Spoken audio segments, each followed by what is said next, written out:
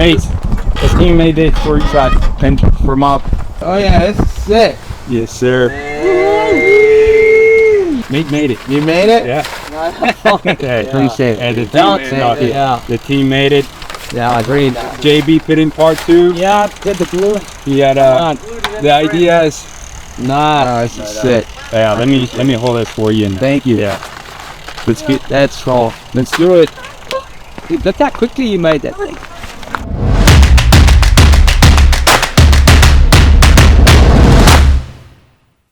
Alright, welcome back everyone to another episode of Ridecast. Special one today, mate.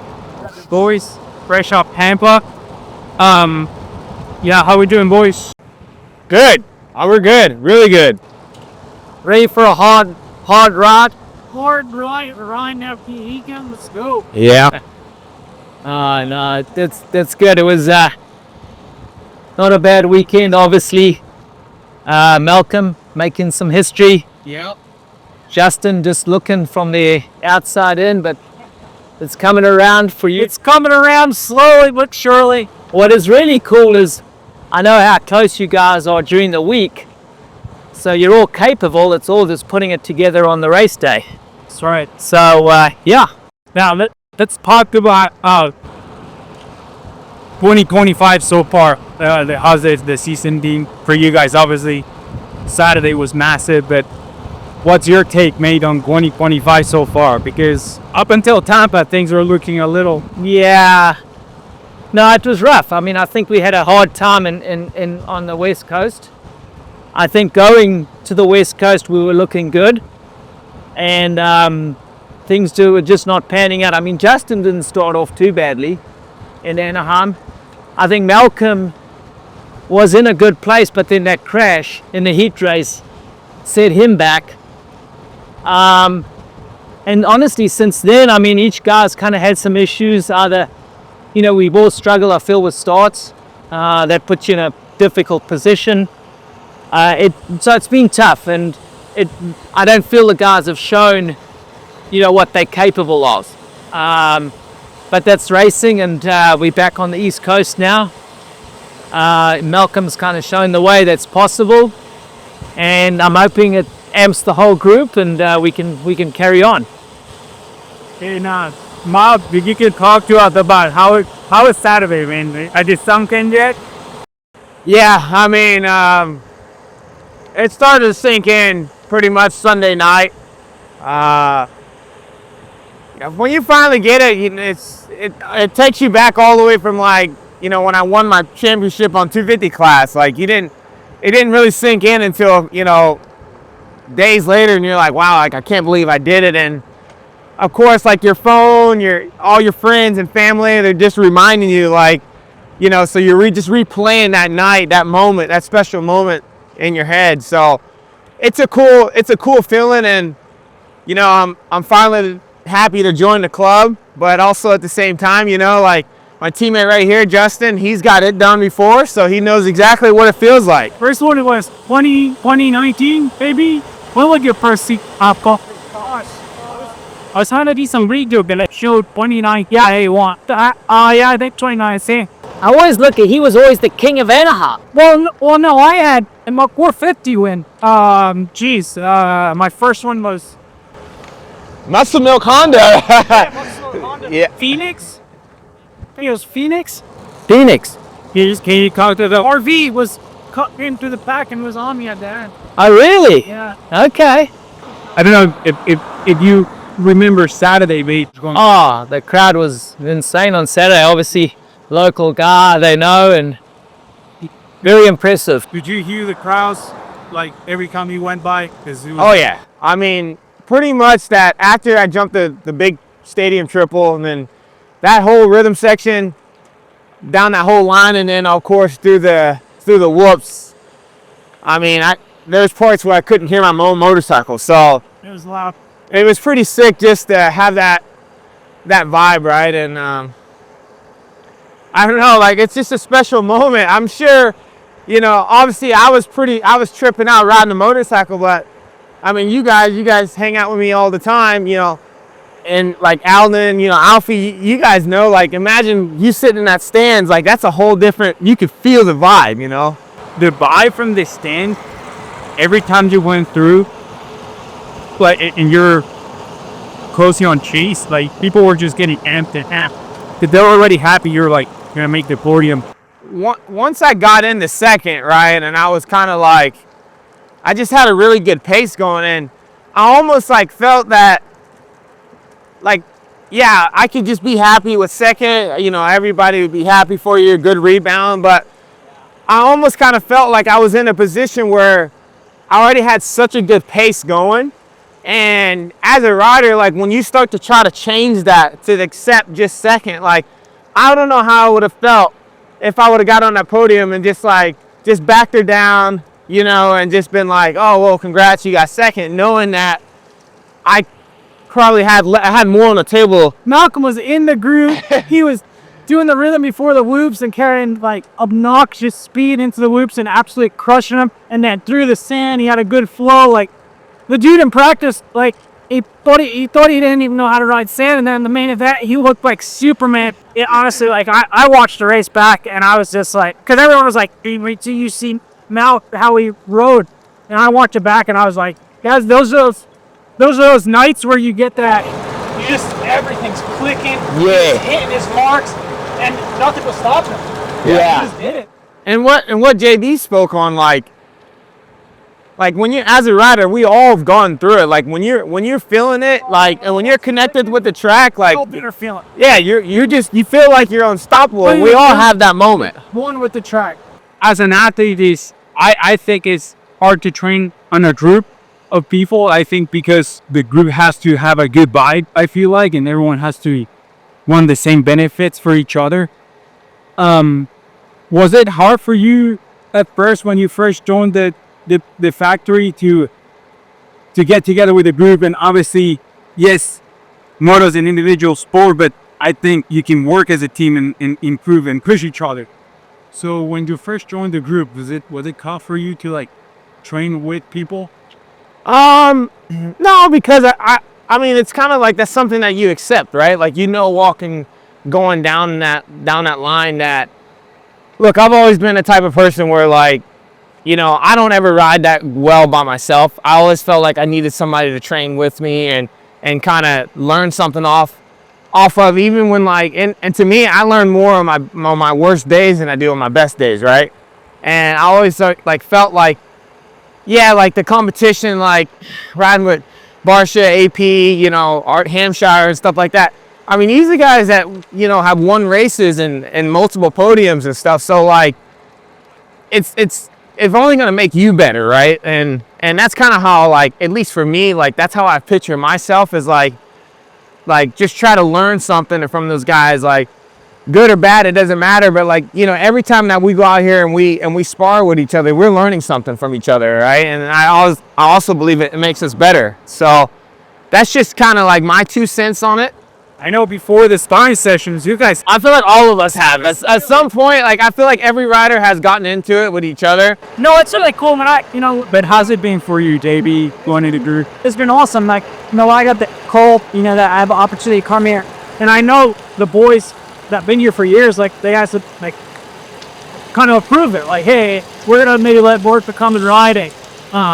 So it was like, it was just cool that they accepted me. Mate, we were talking and JB was talking about how important it is to train on a healthy group with a healthy group of guys. Now everyone's the best for each other. Yes. Back in the day, you were, solo missioned with Reich and well. So yeah, talk to us about that transition of like training off a group. Yeah. Well, back in the day, it was crazy when I first got into it. Everyone was subdued. All the main guys kind of has their own, typically their own tracks. They would be doing what no one didn't want anyone to know, which was fine. We didn't have social media. Everything was hidden, and you find out at the races. But I started to see that it was difficult for a guy to just push himself all the time, especially on the track. What's hard to is have a gauge. You can gauge on our audio training, our strength training. There's ways of seeing where the person's getting the full benefit out of the effort. But on the track, I mean, because of conditions and how those conditions also change, it's sometimes difficult to understand. Like, a guy can look unreal and you think, he's good, but how do you really know? So as it evolved, I wanted to try and say, okay, hey, how can we get another really good guy in? But they both got to look at it that, hey, iron shock type. Not coming with an attitude where I don't want to be with that foul. So, the dynamics has changed, and that I remember I tested it was back in there with Bellicado and Ken Loxett, both at different parts of their career, and it really worked out well, to be honest.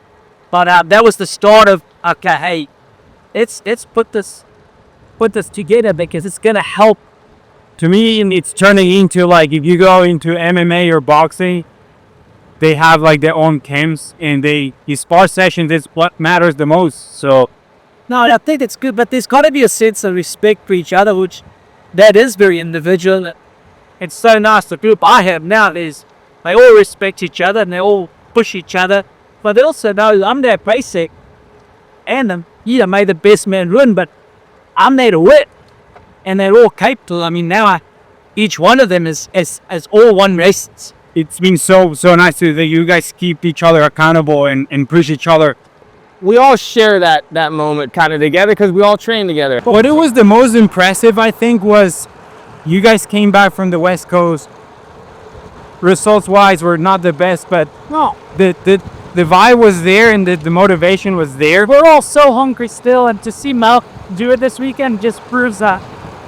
It can happen on anybody. It's anybody's game. What do you think it is that people talk about that flip? What do you think it is? I mean, I don't know. Like, again, it's just kind of what we touched on earlier. Like, you just had a good flow going, and I think a lot has to do with just coming off of, like, last year with the knee, getting a full season of racing, indoor, outdoor. Had a great off-season training with no hiccups. Didn't really, I felt like I didn't change my motorcycle very much or anything like that. So I think I was just comfortable, like just everything just kind of connected, and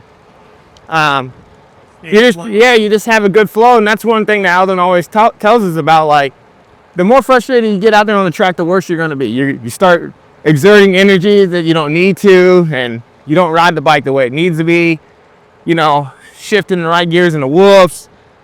So, that's racing though, like everybody's going to get frustrated. Everybody gets tired at one point. It was just a matter of like, the more that you're connected with the motorcycle, the less, I kind of feel like the energy you save and whatever, it just makes things better. But, earlier what we were saying on is, one thing I do like about training with a group of people is, when you're having a bad day, and this is one thing I do like about our team. If we're having a bad day, I'm having a bad day, JB, AT, or even Rick, we're really there to pick you up. Like, that's one thing that I kind of felt that I didn't have in the past, is like, if I have a bad day, everybody's just like, what? Well, he's just, whatever. But the vibes are so good, it's just like, hey, buddy, like, you're going to be all right, We're going to be good, whatever. And I just kind of feel like that bad day turns around so quickly, and then we go out for the next session, and we turn it around really quick. So I think that translates into a race day. yeah. So, sure, yeah. I mean, hey, on race day, you're having a bad day on race day. Or that's a qualifying or practice. Yeah, exactly. So it's just the mind, and that actually it takes all the way to the mindset too. Like, you find that happy medium, and but we've been doing this for a very long time, so we know what we're capable of too. We all want to know how good that Sunday fishing session was. Did you catch anything? I caught bait. Hey, I caught bait, and I didn't want to post it. It's like, hey, you got off to your big win and you catch no fish. I heard rumors that he said if we win races, like, we can eat steak, you know, and Monday's off, you know. Big time. Yeah, big tomahawk steak. It just ruined the legs are loaded. My legs were loaded anyways from jumping up and down so much. Did you hear?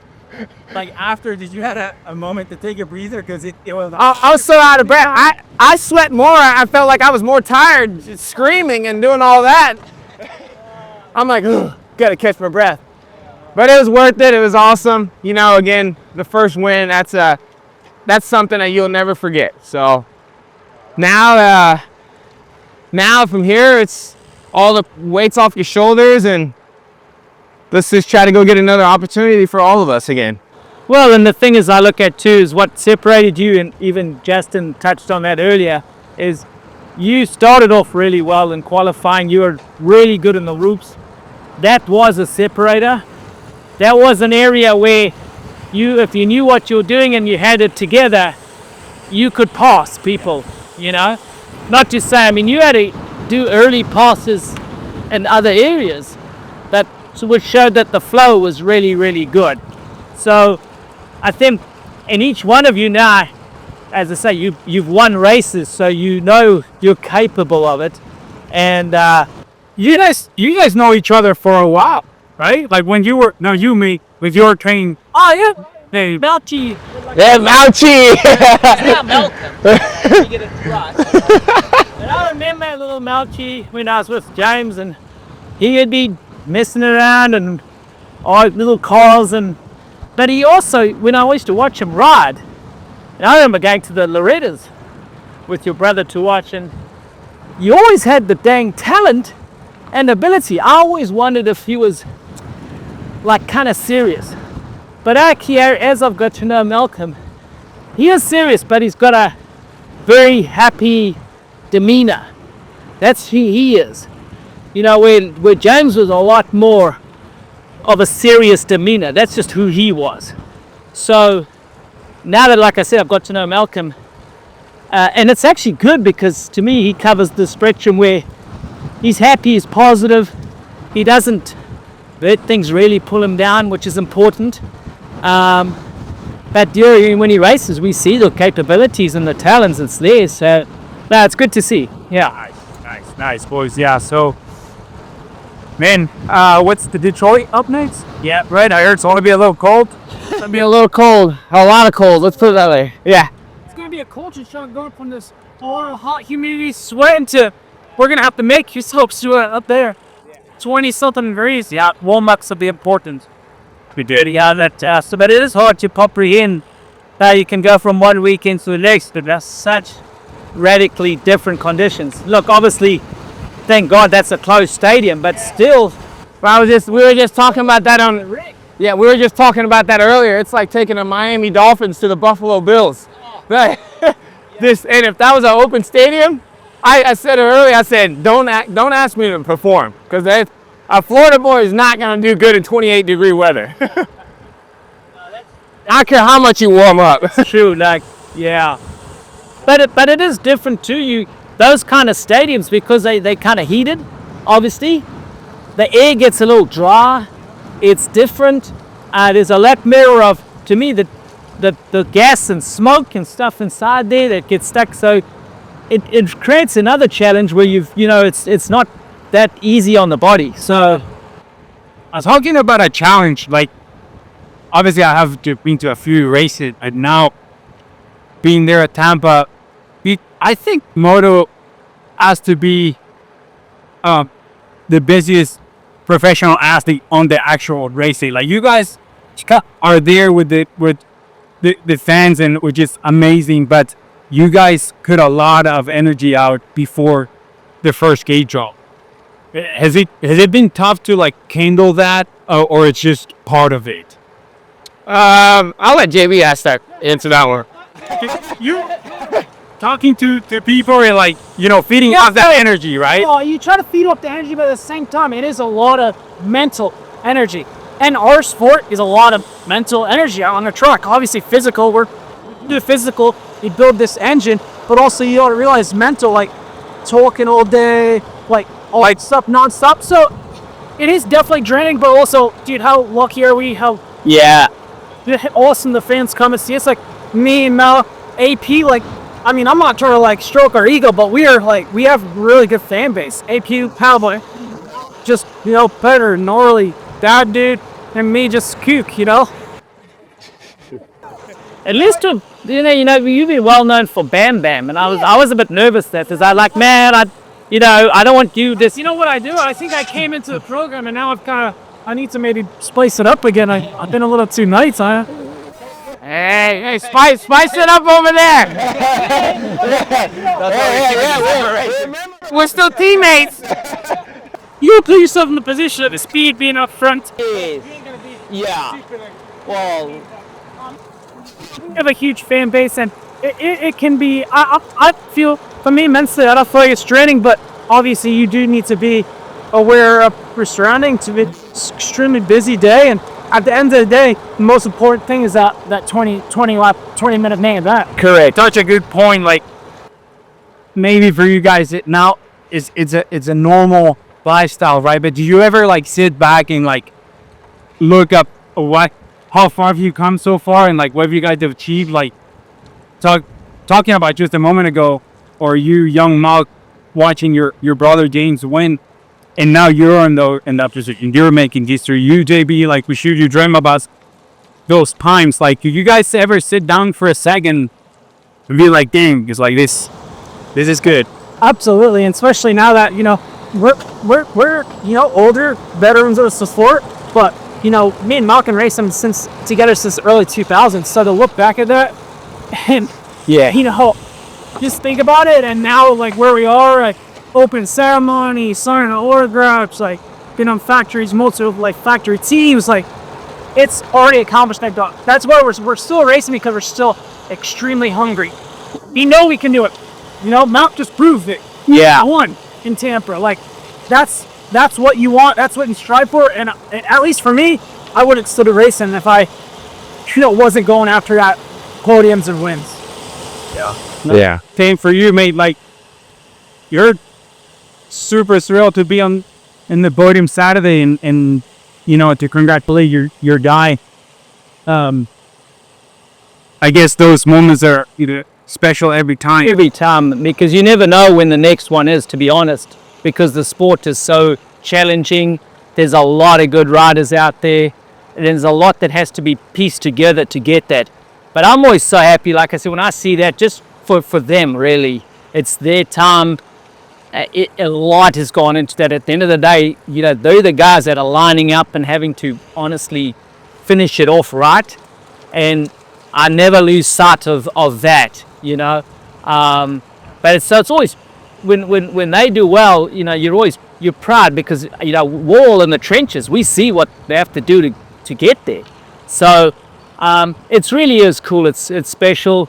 And yeah, like I said earlier, it's every time that happens, man, you soak it up as much as you can, because there's never any guarantees. It's always a tough racing deal. Yeah.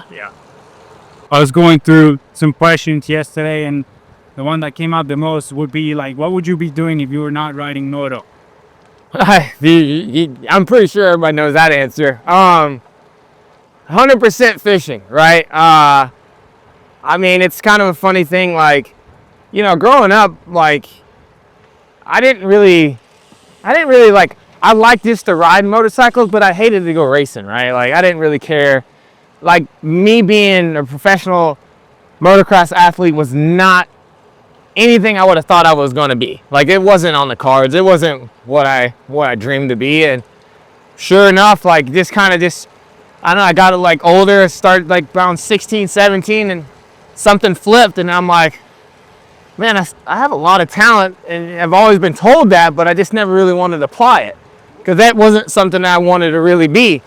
And it's just kind of a funny story. It's just kind of one of those things that I quit racing. I've tried different things, and I just kind of got to that point where in 2011, I was 18 years old. I got that I was on a privateer team, and I told myself I'm only going to do 1 year. That's it. Like 1 year, that's it. And I remember that 1 year, like, I think I got like a couple fours, some stuff like that and that. And I was like, huh, okay, like this wasn't so bad. I earned a little bit of cash, you know, a little 18-year-old, got some cash, you know. It's not too bad, you know. Yeah, like I mean, I went out there and watered myself up. It was definitely a dangerous year for me in 2011. Definitely really sketchy. But the funny thing about that whole deal is my team manager today gave me a contract for, at the time it was JDR KTM, and he presented me with a 2-year deal. And I was like, oh dude, this is sick for, you know, 20, you know, before, which had been in 2012 and 2013. And I was like, okay, like I'm gonna do it. And then from there I was like, all right, maybe if I just apply a little bit more energy towards it, you know, work out a little bit, maybe I'll earn a couple, you know.